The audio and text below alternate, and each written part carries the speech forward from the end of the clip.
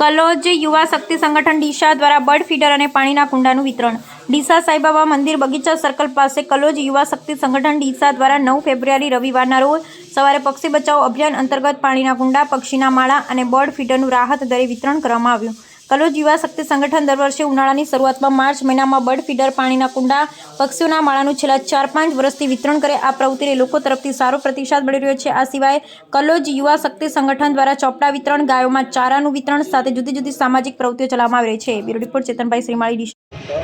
હું શૈલેષભાઈ પરબતભાઈ પ્રજાપતિ, કરનાળ નાનીનો વતની છું. કલોજ યુવા શક્તિ સંગઠનનો સદસ્ય છું.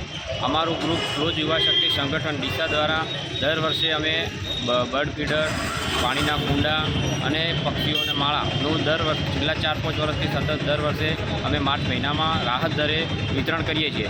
દર વર્ષની જેમ આ વર્ષે પણ ડીસામાં બગીચાએ અમે આ કાર્યક્રમનું આયોજન કર્યું છે. ખૂબ બહોળી સંખ્યામાં અમને પ્રતિસાદ મળ્યો છે અને લોકો આ પ્રવૃત્તિને ખૂબ અપનાવે છે. આ સિવાય પણ અમારી ઘણી બધી પ્રવૃત્તિઓ ચાલે છે, જેમ કે રાહત દરે ચોપડાનું વિતરણ પણ કરીએ છીએ, ગાયોને ચારાનું પણ અમે કરીએ છીએ. એના સિવાય બીજી સામાજિક પ્રવૃત્તિઓ અમારા સંગઠન દ્વારા અલગ અલગ ચલાવવામાં આવે છે અને અમને ખૂબ સરસ સહકાર મળે છે.